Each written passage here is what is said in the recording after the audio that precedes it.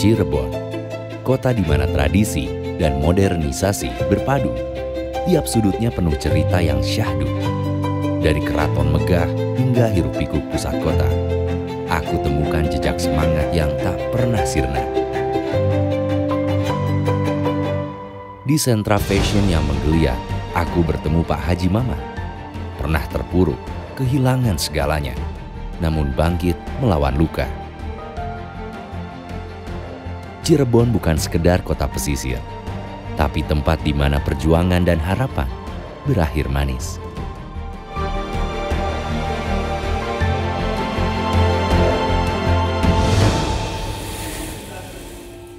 Assalamualaikum Pak Haji. Waalaikumsalam. Kemana aja ini Bang?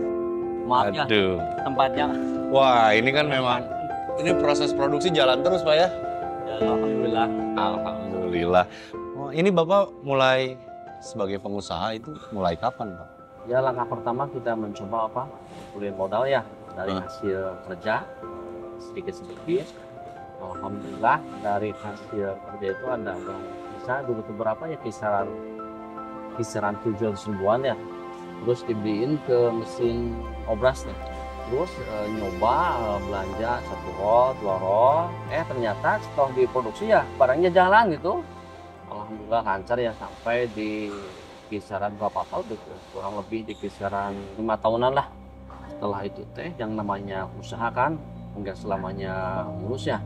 Ada masa-masa sampai kita itu di titik yang paling bawah sampai semua modal yang telah dikumpulkan selama 5 tahun itu habis semuanya oleh satu kejadian. Kita salah ngasih kepercayaan. Cuman kan di waktu itu kita nggak bikin uang kita yang lain waktu itu. Jadi kita fokus gimana caranya kita bisa ganti ke orang lain.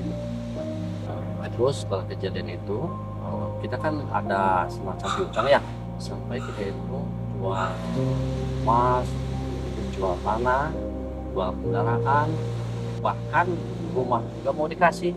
Pelajaran yang terpenting memang gini, nggak selamanya misalkan penjualan itu kan lancar ya. Pas kebetulan ketika ada acara pengajian ya, kita itu dipertemukan sama tim BMT Al-Bahjah Koperasi. Terus dia bercerita kayaknya ada peluang nih, kayaknya nyambung nih gitu kan. Alhamdulillah dari tim Koperasi Al-Bahjah ke rumah silaturahmi. Terus kita juga iseng-iseng ya ngajuin, maksud iseng-iseng gini, takut nggak di ACC ya. Dulu ngajuin, cuman mungkin dengan segala pertimbangan, alhamdulillah di ACC gitu. Ya alhamdulillah sangat membantu sekali buat biaya produksi, buat ngehandle pembelanjaan bahan yang tidak ada di penyedia bahan. Saya jadi ingin cari tahu juga tentang koperasi. Boleh Pak ya? Biasanya kita itu ketemu sama Pak Denny. Pak Denny. Ya.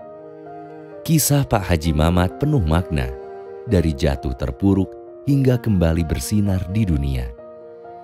Sentra jeans yang kini menggema adalah bukti tekad yang tak mudah sirna.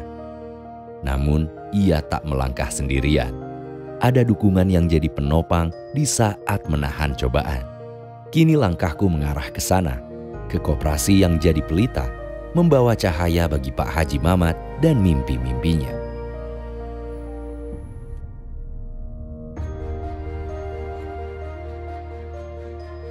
Pak, mohon maaf nih waktunya Pak saya ganggu Pak. Jadi berangkat melihat dan mendengarkan kisah dari Pak Mamat, ada keterlibatan BMT Al-Bahjah.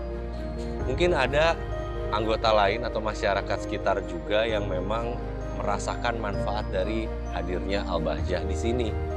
Ini Al-Bahjah tuh sudah ada atau berdiri sejak kapan sih? Kalau Al-Bahjah sendiri kan mulainya dari pondok pesantren ya. Itu diresmikan tahun 2010. Nah, untuk KSPPS sendiri koperasinya itu berdiri tahun 2016 dengan sarana dan satu yang terbatas, tidak seperti yang Kang Reja lihat sekarang gitu. Itu yang melatar belakangi terbentuknya koperasi Al-Bahjah?